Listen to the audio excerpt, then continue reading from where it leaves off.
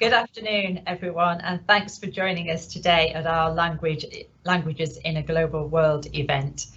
My name's Professor Lisa Roberts, and I'm the Vice-Chancellor of the University of Exeter, and delighted to welcome you all here and introduce our guest speaker, Susannah Poulton. Susannah is an international trade advisor at the Department for International Trade and is a graduate of Spanish and German, which she studied at the University of West London.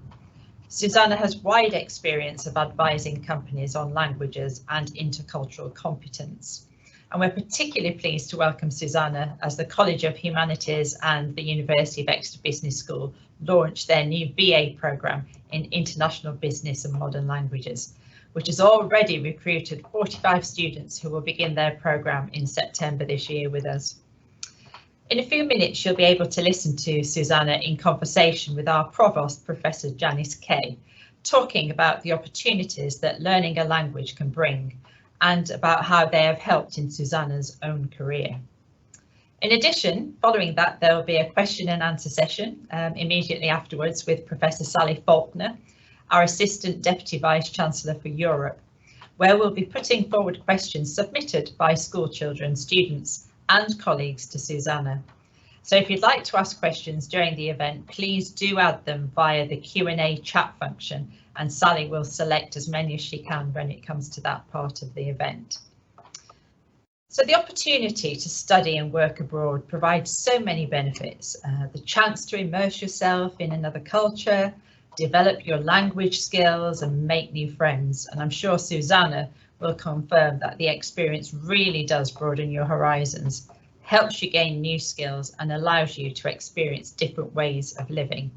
And I'm sure those of you who have had this experience already cherish a whole host of memories. I know myself, I worked in Brussels in Belgium for 2.5 years when I was working in industry, and I absolutely loved that experience. Following the UK's departure from the EU, we're currently working on a range of measures to still ensure that all of our students can participate in the best possible global opportunities during their studies at Exeter. And these include our application to the UK government's new Turing scheme. And though this scheme may be less generous than the Erasmus scheme that came before it, and perhaps targeted towards shorter visits rather than extended stays, the details of that programme are still emerging.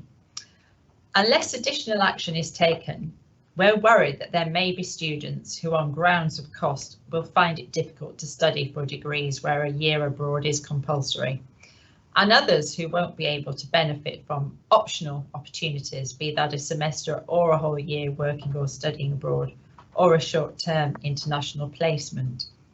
So we've therefore launched a crowdfunder appeal, and we're seeking the support of our alumni, friends and supporters who wish to help current and future generations to benefit from this opportunity. And we realise that these are difficult times for everyone, but if you are at all able, please do consider supporting our crowdfunder and help us cover that shortfall for our students. By making a donation, you'll be helping us continue to provide these opportunities, which we all know are so valuable and transformative. All gifts, regardless of size, are hugely appreciated, as combined together they can be truly transformational for our students. Gifts will be matched by our alumni annual fund up to a total value of £5,000, doubling your donations. And if you can't donate, please do share and help us spread the word. We'll circulate the crowdfunder page to all attendees after today's event, so thank you for engaging. I hope you will enjoy the discussion today, which we are recording for future use by schools. And I'll now hand over to our Provost, Professor Janice Kay. Thanks, Lisa. Susannah, it's a real delight to talk with you this evening.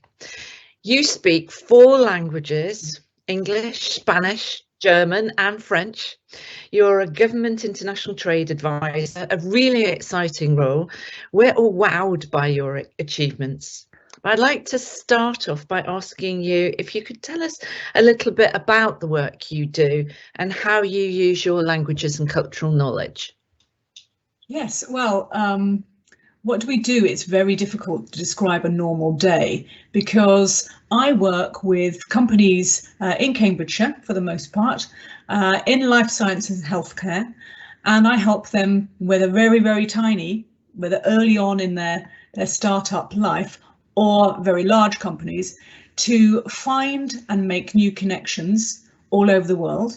So the Department for International Trade has not just the trade advisors in this country, and there are 34 or so in the East region, in Cambridgeshire and Bedfordshire and the rest of the East, but also in all of the British embassies and consulates around the world. There are commercial posts who are our colleagues working to look for opportunities, network, provide market research, outsource market research, and all the things that a company based in the UK would really, really need if they're going to think from the very beginning, we are global.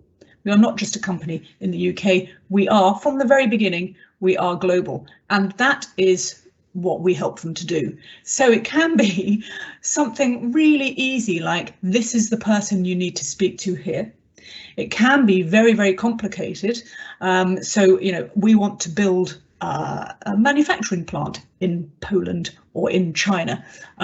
How do we do that? Who do we need to speak to? And so it's not just a question of understanding a language, it's understanding the culture in which that business is going to find itself. So how did you actually get into the job? Was it the languages that actually, in a sense, captured it in the interviewers' minds, or what were the kind of key factors? So languages, definitely. The first role at the Department for International Trade was the Language and Culture Advisor, and there were 9 of us appointed around the different regions, and that went on for 2 or 3 years. And really, that's not just the languages, that's also the culture. Where have you been and what have you done in another country? So that obviously includes, where have you been in another country that maybe also speaks English? So we've got to think of the not just the languages that are not English, we've also got to think, where have you been, what have you done in a country that has English as a widely spoken language as well. So I think the interviewer had a look at my CV, which was quite a lot of it was based abroad, and thought, well, this person can communicate across cultures. I think that was the main point, not just the language skills, but can she communicate across people who don't actually understand each other from a cultural background. So I saw in your background that you were the DTI lead on a trade mission to Canada on sustainable agri-tech in 2019. So I'm sure your French skills were useful then, but can you say a little bit about the business side of, in a sense, the sustainable agri-tech? So how did you get, do you need to have an intense knowledge of what businesses want, as well as, in a sense, the ability to be able to communicate it? I think that if you are agile, and languages, studying languages makes you agile because you are out of your comfort zone practically every lesson. I think that if you are agile in your outlook, you can take a subject that maybe you know nothing about. So huge indoor glass houses, the temperature controls, I didn't know anything about that.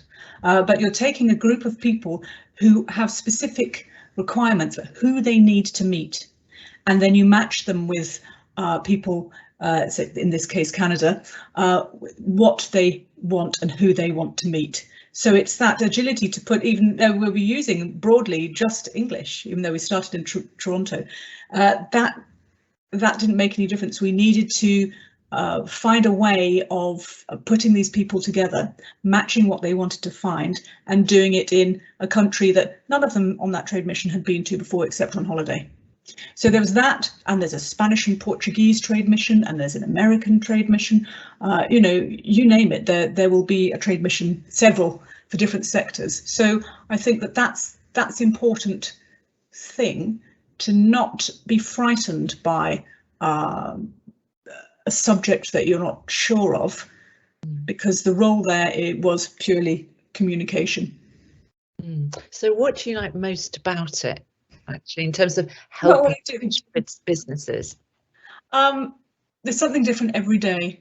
Working with businesses, there are many problems to overcome, and then you get to celebrate the successes when they have, you know, done something amazing, signed a new contract to bring something very, very important to the world, or maybe, you know, just a new flavour of crisps. It could be anything. For me, it's language and it's life sciences and healthcare. So it could be a brand new way of surgery, a robotic surgical arm. It could be being able to scan a whole human rare disease genome. It could be anything like that. So I think that to be where everything is happening in Cambridge and to work with these businesses means that every day is different. I'm sure our audiences are going to be really enthused about hearing the opportunities that you've been able to experience as part of your languages and in a sense, your ability to understand and work with different cultures. And I want to come on then to your language learning, but I'm going to start off by saying, why is it, do you think, that we don't applaud language learning in this country? And we were talking beforehand about why is it that the post-16 skills bill doesn't mention language skills? Yes, I know that it doesn't, and I know that very often languages are sort of booted out last on the list. Oh, well, you know, you don't need that, you need real skills. I think that unless you have operated in a multilingual, multicultural society, very often you can't see how important it is, and how much it shows that a person who can do that has tolerance in abundance, has understanding, has people skills, and I think it's very often written off as a soft skill, which I don't agree with. I don't think that being able to read a contract in another language that means that your company is going to be successful rather than not is a soft skill. I think that is a hard skill. That is a proper skill. So you can view it as a skill that builds relationships, and it's a soft skill, anyone can do it. That's true, but I often think that people think, well, it doesn't matter because everybody speaks English and everybody does not speak English. I think the figures that I last saw was 70% of the world's population don't have English as their first or second language. So I'm going to ask you two questions there, because, you know, speaking as someone who has GCSE French, yeah, I'm just in awe of people with facility of languages. It's always something I've wanted to do. And my Italian is limited to restaurant Italian, which is pretty good actually in terms of food. But how did your love for languages develop, and were you always good at languages? Do you know, I'm not sure that anybody is good or bad at languages to start with. Aren't we all good at languages? If not, how did we learn our own language?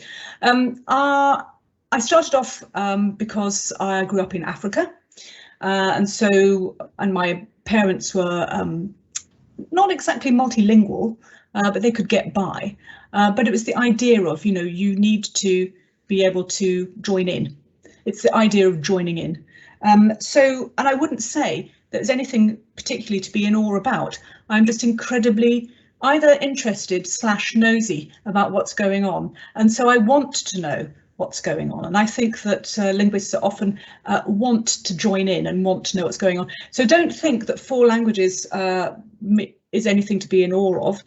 There's only 2 that I speak fairly well, and 2 that I don't, you know, that come and go, that whenever I need it, I can make them better at will, so to speak. So you've mentioned a little bit about your background, and I was going to ask about that, about almost you were sort of bathed in this view of speaking different languages. But do you think there is something around the way in which languages are taught at school, and do you think that there is a sort of right ways, wrong ways? Well, yes, I do. I don't learn languages very well by being taught in English, being taught languages in English. I don't learn very well. That's just me. Maybe other people do. And I think that if you're ever sitting in a language class and it's boring, I mean, God, I can't think how languages could be boring. When you are in a live situation, you know, you always have to be on your feet. I'm sure every other linguist out there has made the most awful mistakes when they've been learning languages. So, you know, the fact that you've managed to do that as an adult, or a fairly grown-up person, shows that you're pretty brave, doesn't it? Yeah. And Spanish and German, you studied at university. They're linguistically very different languages, aren't they? With different roots. And did you find it hard to learn both? Did they interfere?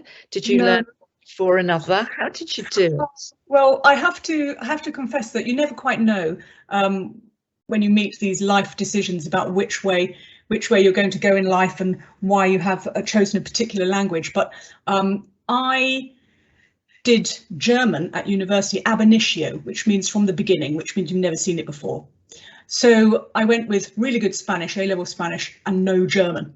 And the reason why I chose it was my friend and I went to the German taster class before lunch at university. The German one was first. And unfortunately, something happened and we didn't return to the one after lunch, which was Russian. And that's the only reason why I did Spanish and German. There wasn't much thought at that age going into the selection process. But I found it easier because they were so totally different. There was nothing that I could mistake, put it that way. Oh, that's interesting. And I want to talk with you a little bit about your time at university, because, you know, and we have got a lot of students in our audience this evening. You spent 2 years abroad. So you spent a year in Heidelberg and you spent another in Gran Canaria. I mean, that sounds like perfection to me. They do sound like great experiences. I mean, were they great experiences? They were great experiences. The whole Heidelberg was wonderful. Being totally out of your comfort zone and enjoying German life is wonderful. But unfortunately, that probably wasn't enough because German ab initio, you know, I wasn't that brilliant and faithful a student. So I had to take another year out in order to get my German up to a high enough level. So I went to Cologne as well. And then the Canary Islands, I thought, well, you know, that sounds like fun. Let's go there. And it was brilliant. And it meant that when I came back, I found it difficult to understand mainland Spanish. And I didn't sound Castellano. But when I went off to Mexico, after I finished my degree, I was back to Canarian style Mexican language. So I would say that those 2 years, in fact 3 in the end, that I took abroad, is the basis on my career was based on that experience. So do you feel you have to top them up, as it were, if you want? I mean, I don't know how often you get a chance to use them in a sense in situations where you need to be fluent. That's the case both for your Spanish and your German. Yeah, so at the moment, I mean, sometimes if I'm in the past, if I've had to go and do something in Germany, then my German comes back after a couple of weeks, you know. At the moment, it's pretty low, I would say. And, you know, I would have a few butterflies if I had to stand up and speak in German, but it does come back very, very quickly. Same with Spanish is much better. I could do that now. Arabic, if I were taking a trade mission out, or if I had to go out there, give me a couple of weeks and I'd be okay at all the politeness. and all the building relationships, polite language that you need. And my Chinese is there for comedy value very often, Mandarin, to make it icebreaker, to make people laugh because it's so poor. But you know, I will try any language. We had a Bulgarian group. I had to give a lesson in Bulgarian, which I don't speak, because the Bulgarian teacher hadn't been able to make it. They were stuck in traffic. We had a load of people who wanted business Bulgarian, so I had to, with a couple of hours notice, give them business Bulgarian.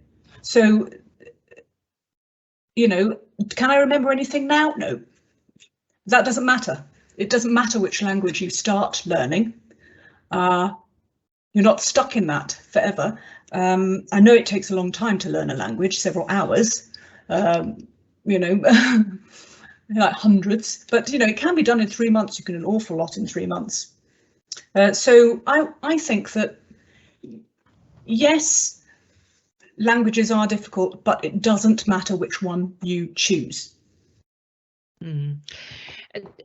I'm interested in whether you actually use newspapers, media, films, you know, and whether you are, you know, a sort of keen reader of Die Welt, whether whether you choose to do that rather than getting the news from, I don't know, the Times or whatever newspaper. But I also, at the heart of what I really am interested in, is whether when you are in a Spanish environment, do you think in that language, or Yes. in a sense translating in your head? I suppose maybe for a week or so, if I was there, I might be translating, maybe rehearsing until the flow gets going, and then of course you're in it. So it's just like using another set of words in English. Am I going to use the word skin, or am I going to use the word hide, as in animal hide? Which lexicon am I going to use? We do it all the time in English. It's not any more difficult than choosing which English word you're going to use. It's just you have a lot more words at your disposal. So it becomes a sort of an unconscious rather than deliberately conscious. Yes, yes, absolutely. I'd say to start with, though, it's very conscious. When you're standing there trying to buy, I was in Hungary a couple of years ago. I don't know if you know Hungarian, but it's not like anything I've ever heard. I think it's an isolate. And I was there rehearsing outside the chocolate shop, trying to buy some chocolate. That was conscious. That was very conscious. I even had it written on my hand, and I went in there to give it a go. And I wanted to buy a kilo of chocolate, but I didn't know the word for 1,000 grams. So I had to say 500 and go into the shop twice. It's always important to know how to buy chocolate in as many languages as possible, isn't it, actually? I wanted to just go back to the study abroad point about whether, you know, to our audience, you can say something about why you feel it's important to study abroad in a degree programme, or even, you know, not in a degree programme, but spending time in that culture and language. I think that it's really important if you want to learn a language, but equally, even if you don't want to learn a language, it is really important to see, stand in other people's shoes. It's very difficult to explain it. So I've got a photo. I'm going to show you a photo of something which came from a study which showed people a series of photographs, and their eye movements were measured, and with the idea that you would maybe find out what those people were concentrating on when they looked at that photo. I'm going to show it to you in a minute, and I just want to say that there were two groups who had their eyeball movements measured. One was a group of Americans from USA, in the USA, and another was a group of broadly East Asians. So you had a mixture of Chinese, Indonesian, Vietnamese, maybe there were a couple of people from Laos, I can't remember, but there were a group of broadly East Asian. So 2 groups were shown the exactly same photos in the same sequence without any information upon it, just the photo, and their eyeball movements were measured. And I'm going to ask for one of those photos to be in a minute to be displayed, and what I'd like you to do is to tell me, think to yourself, what am I looking at? What can I see? And if you were there in the room with me, I would ask you to put your hands up and say, what can you see? Right, so could we have that photo, please? So your brain has already decided what it is that you're looking at. And normally what happens is I say, what can you see? And the hands go up and everybody says, well, Janice, what do you see? I see a very splendid tiger. You see a tiger, lovely. What was interesting is that the group of Americans, their eyeballs went straight to the face of the tiger and stayed there and then moved about a bit all over the place, down to the water maybe, you can see his reflection, up to the grass. But the same image shown to a group of people who were from a very different culture, so the broadly East Asian culture, their eyeball movements went from the background of the jungle to the tiger in a zigzag patterns all the way around. Even before they could explain what it was that they were doing. And I think something can be taken from that we're all looking at the same picture, but we're looking at it, really looking at it in a different way. And I think that shows the difference in culture very easily. And when you ask the East Asian group, what did you see? The answer written out was, I see a jungle with a tiger in it. Yeah. Completely different. So that's what I mean, Janice, by how to go abroad and to see the world from a different point of view. Yeah. And that surely is the basis actually to be a global citizen, isn't it, actually, and to be able to go and embrace different cultures. So what are your top tips then, Susannah, to be open when you are going abroad for an extended period, perhaps for the first time? I think if it's for language, and it's always, I'm sure the linguists here will understand this, how can you make sure that you are not speaking in English all the time? Yeah. You know, you might go out with a group of people from your university, or they might all be native English speakers, and then you end up not socializing. Well, why? Because it's hard, very hard to use your slow and developing language skills to have communication and to meet new people. And obviously they might want to use English with you to practice their English. So I would say wherever you can, make a rule for yourself that you are going to speak in the target language. That's number one. Yeah, and I think the second point is, you know, you've got to be a little bit brave and not frightened of making mistakes. It's easier if you're reading something in a foreign language, but I think it's the making of the mistakes that really brings home the difference, not in the language alone, but in the culture. So, you know, for example, at 17 in Spain, I ordered something, didn't quite know what it was. When it arrived, it was a cuttlefish.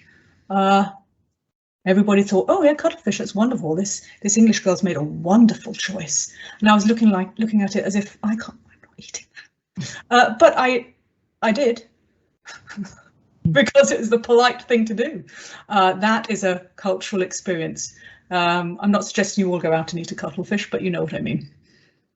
Well, I can remember once ordering at probably about 7:30 in the morning at Milan station what I thought was going to be the most fantastic breakfast, and turned out to be liver and onions cold. That was something that was a great learning experience, actually. and reminded me to practice my Italian a little bit more. So let's just go a little bit into that, Susannah, and you've just talked a little bit about, in a sense, where your language skills might have let you down a bit, but can you just give us a few more examples of things where you've kind of pitched in and you've realized, you're out of your depth, you're in a difficult situation, or culturally you are making more mistakes and you don't want to dig a deeper hole for yourselves? Yes, well, I think that actually, first of all, I should say that most people around the world, without exception, are extremely tolerant of people who are coming to their country to understand them or learn their language or to understand them culturally. They are very tolerant and willing to help and wanting to show you. Mistakes, goodness me, mistakes, I've made so many. I suppose ones that I would have liked to have avoided would be to have actually read and understood the train station signage in Cologne and not ended up really completely lost.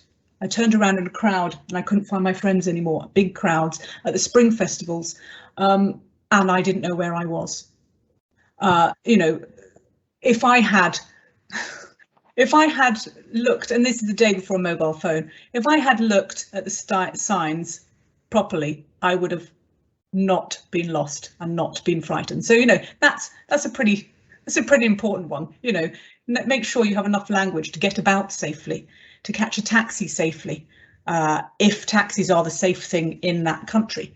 You have to bear that in mind, how to travel. And I did actually write a course on women's business traveller safety, because that is such an important part. So I would say, number one, be able to travel about. Number two, I'm not sure it's necessary to be able to order the right food, because I think you with your liver and onions and me with the cuttlefish is quite funny. There's always another meal.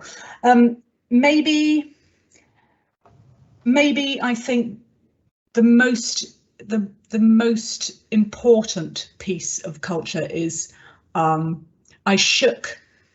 I put my hand out in the days when we used to shake people's hands at business meetings. I put my hand out and I shook a man's hand. He was from Saudi Arabia, and he was very polite, put his hand out and shook it. But that meant that because of the particular religious journey that he was on at the time, that he would have to start whatever it was he was doing from the beginning. That was 3 months he'd been. I don't quite know what it was, but when it was pointed out to me, I felt very, very embarrassed that I hadn't known that. And I thought, so embarrassed that I put somebody in that position. It's a total learning curve for me. So now if I was in a business meeting in Saudi, I would just put my hand here. Then nobody feels that they have to reach out and shake my hand if it's something that's not right for them. So that's a very powerful example, isn't it? And I guess what that's saying is you have to really be careful about doing your research before you embark in any kind of situation, and that means research in advance, but also listening very carefully and learning and taking advice on how to be in certain situations. And I think that's really useful, but I'm not sure, and you'll see this everywhere. Doing business in China, here's a list of things you mustn't do. You can't build a relationship and have a business meeting while you're sitting worrying about 20 things that you mustn't do, right? That is not helpful, and you'll see it everywhere. I don't believe in it at all.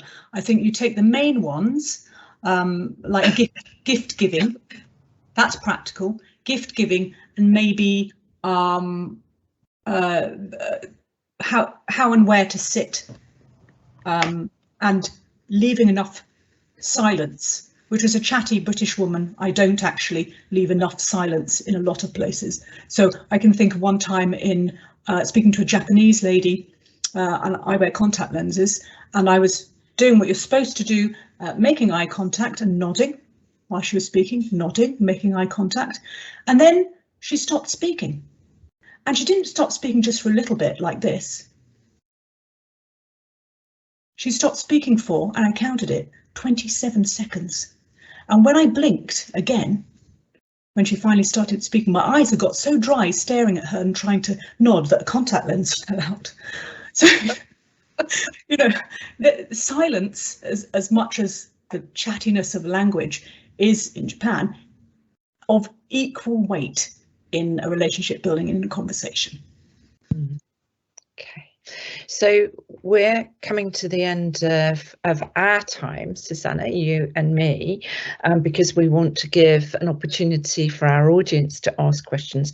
But I had one final question for you, which is, you know, we all know the pandemic, you know, how difficult it's made it to travel, but I'm sure you're looking forward to a time in which we're all freer to travel. So where's your *1 place to holiday and relax? Oh, to holiday and relax, somewhere that I've been before. Wherever. I love the south of France and I love the north of Spain. Both of those, each side of the Pyrenees, maybe. That's my favourite. But I've always wanted to go to Bhutan. That's my hit list. Excellent. Well, if this was a desert island, we would make that wish come true, Susannah. It was desert island discs. Okay, so I'm going to hand over to Sally now because she's going to take questions from the audience. Thank you. Thank you.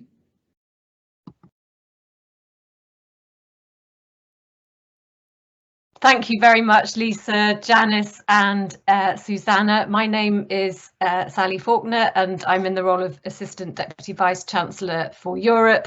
I'm also, like Susannah, a graduate of Spanish and my other language was French. So another part of my role is as a Professor of Hispanic Studies and Film here.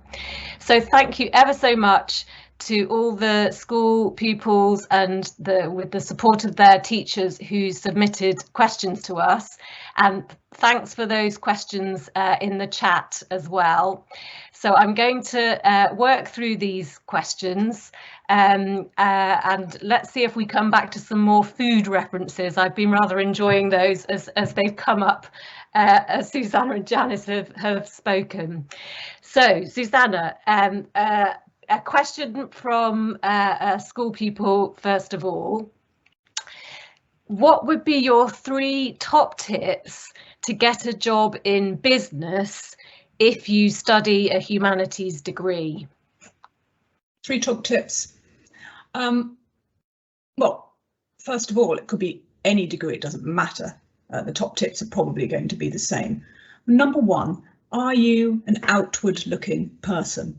Are you a person that is interested in other people? And can you show that? Can you evidence that on your CV by either going somewhere in the UK or abroad and doing something maybe that involves lots of people, maybe people you don't know? That's a really top tip. Are you good with people, even if you're a bit shy to start? Second tip, I think, is read what's going on in the world. You know, inform yourself. You can do that from your sofa. You know, read what's going on in the world. You don't have to form an opinion on it. You don't have to be an expert on it, but it would be good if you knew what was going on in the world. And the number 3, I think, if you're speaking to an interviewer and you are doing languages, mention it, because you are agile. You have something that shows that you can go from one situation to another. So mention, don't wait for them to say it because they might not know. Say, I did languages or I did this because, and it has made me agile, an agile thinker. That's a lovely word and excellent advice, and it links up with our first question we received in the chat. That's actually from one of our second-year undergraduate students in languages, Abby. Good choice of degree, but I would say that.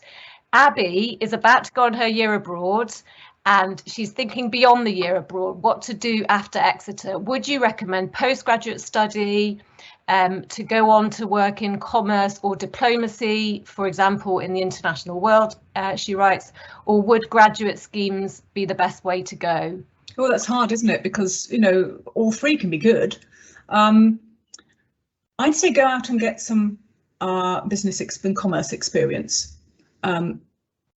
if you possibly can, because really with that, it shows that you are ready to pick up the key skills that you need in business. You can collaborate, you can work as a team, you've actually done something for a business in a paid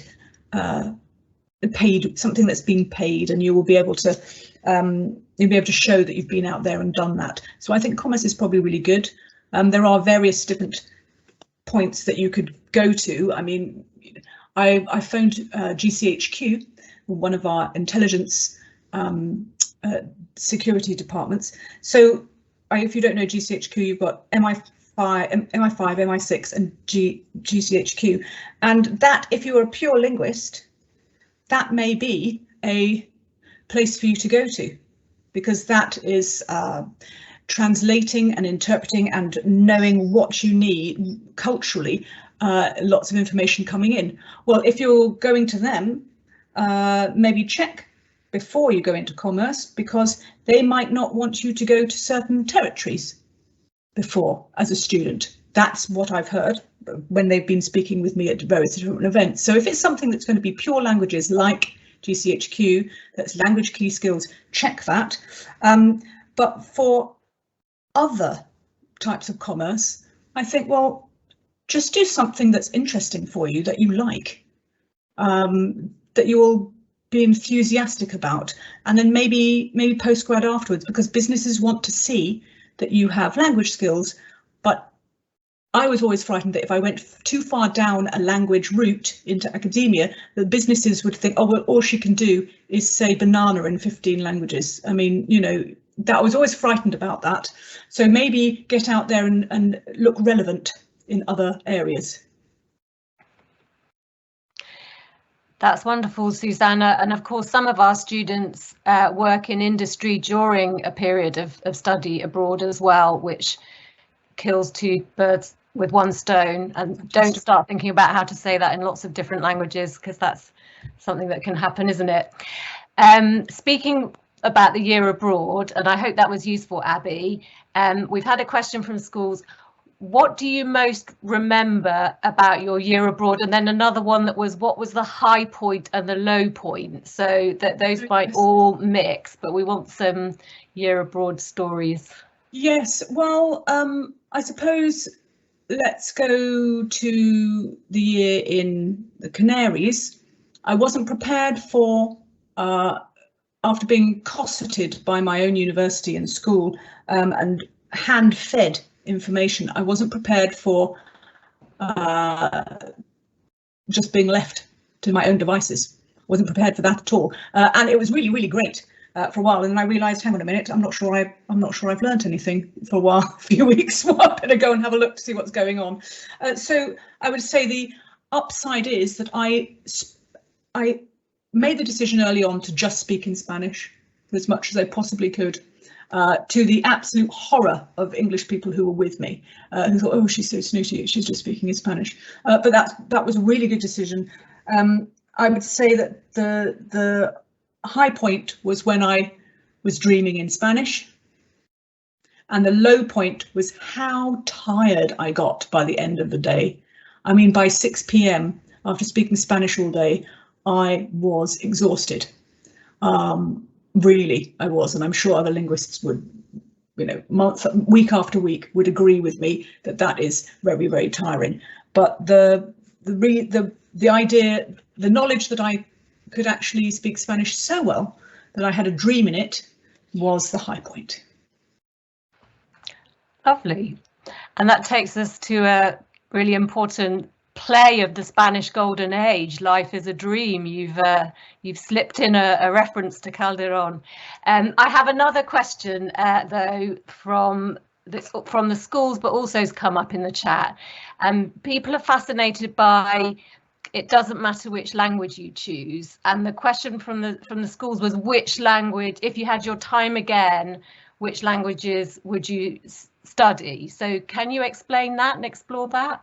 Oh, does it have to be a different one, or can I choose the same ones? I might make it. I'm very interested in languages that that are going to be globally universal. So maybe if they'd had the facility for me to do so, I would have chosen Mandarin, because I find that, you know, even the little bit that I know in Mandarin has changed my life view. Same with Japanese. I think it's absolutely fascinating. You know, you learn you don't even have to be a good linguist. You can go and look up some words online and you think, hang on a minute, this word has changed how I look at, I don't know, peach trees or something, which is one of the things that we read about. So maybe it would have been Spanish, because it reaches so many people, and it means that you can read in, if you add a push, in French, Portuguese, and even Romanian, but then Chinese or Japanese. Thanks, Susannah. How about this idea? It's come from a question from schools and school teachers. It's the idea that they speak English, and that's enough. Why bother? Oh, yes, which English? Yes, they all. Now, people do say that a lot, and companies will say it too. They will say, doesn't matter about languages that UK people speak. We will just buy in the language facilities and the people who already speak the languages from wherever in the world. But if you're talking about which English, have you ever spoken to somebody who speaks English as a first, second, third language and not been able to understand them? That is quite informative when you do that. You know, you can speak to somebody who's just next door, who speaks the same type of English as you and not understand them sometimes.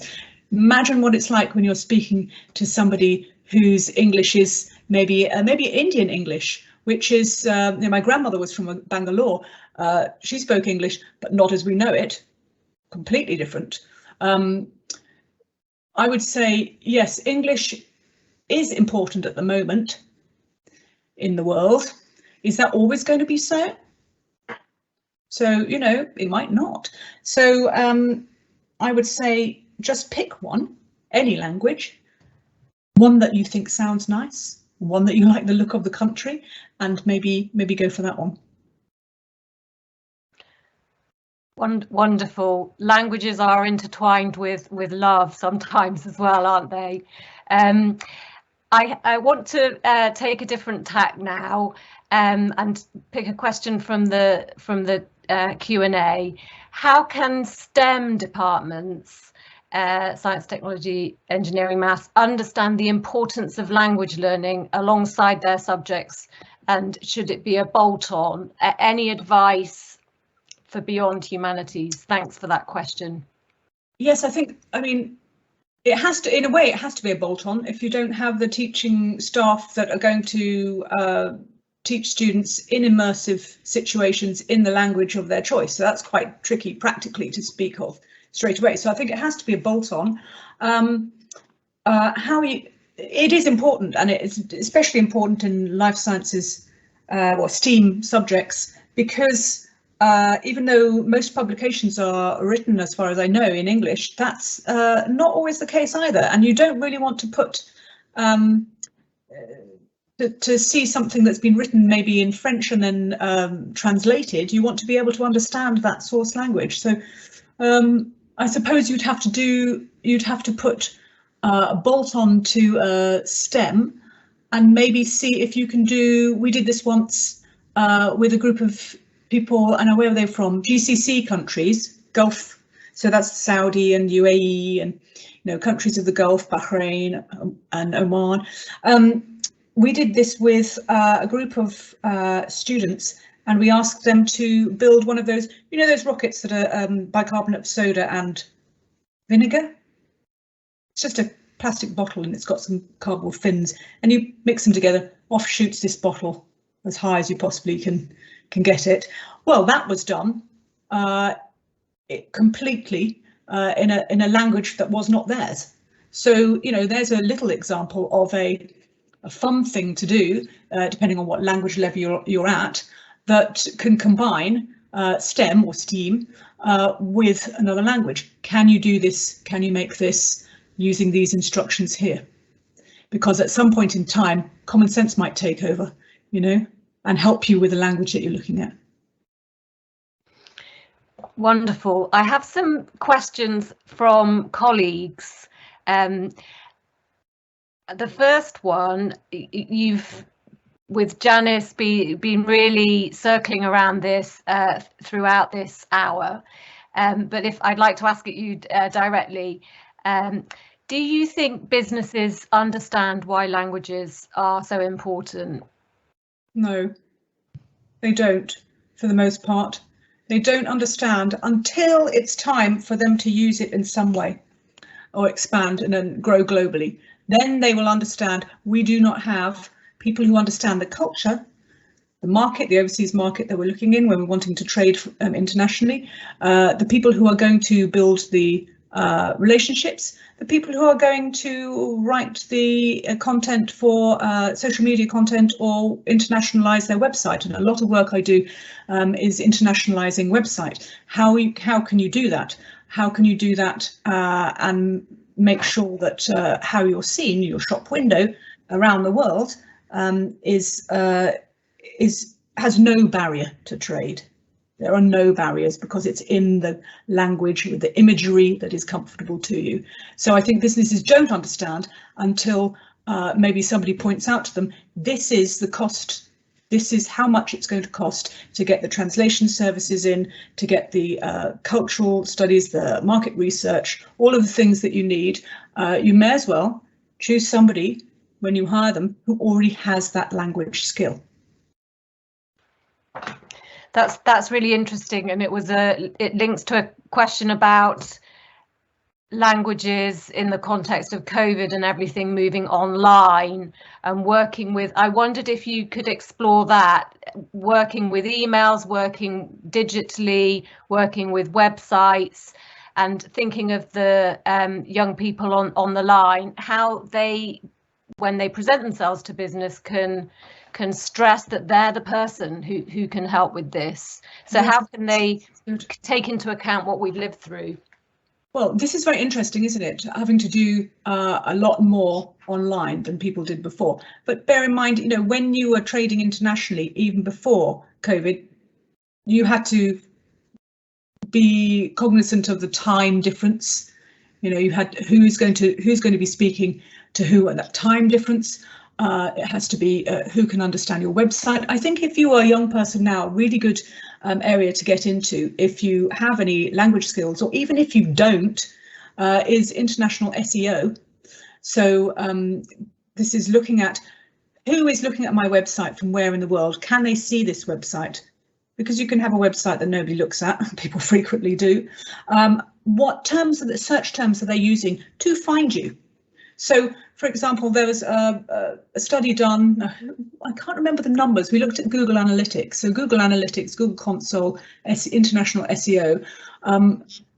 Say somebody was looking for flights to Italy or Italian airports.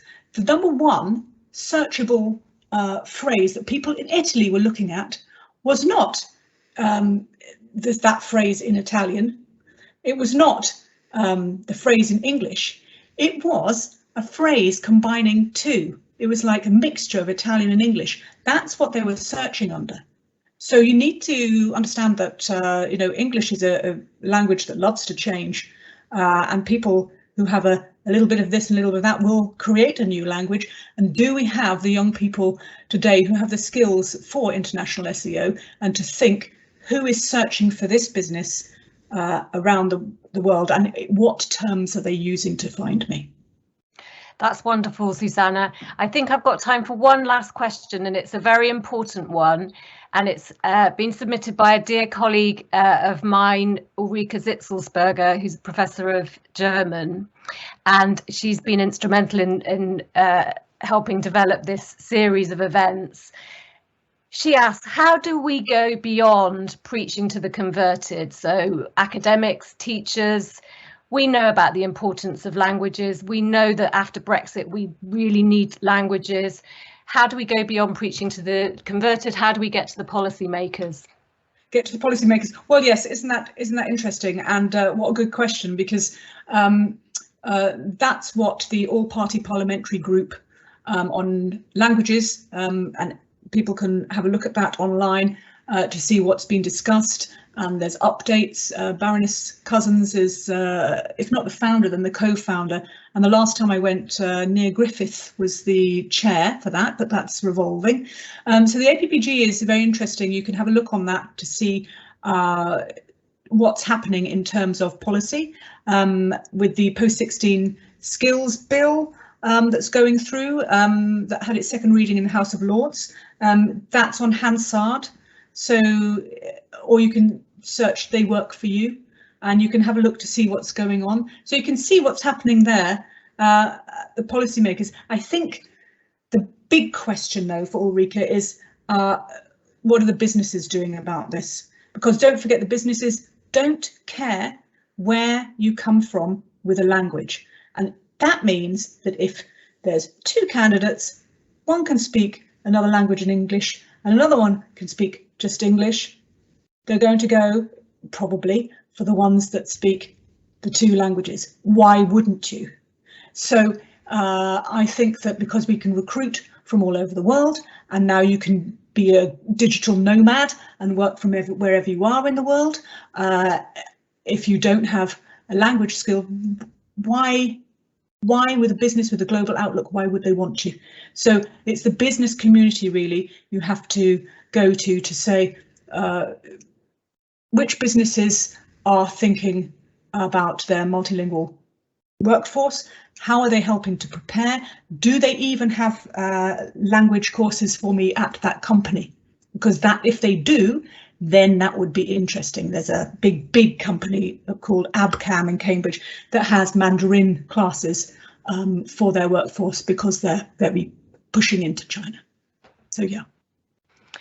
Brilliant. Susannah, thank you very much. The time has flown past. I will just allow myself to say thank you to Lisa, Janice, of course to you, Susannah, to all of the schools and teachers that supported this event and submitted questions. I'd like to thank Lottie Keach, who really helped with the organisation, and John Primrose, who's been fundamental for the technology, and for everyone who submitted a question. But that will bring this Friday afternoon to a close. Thank you all very much.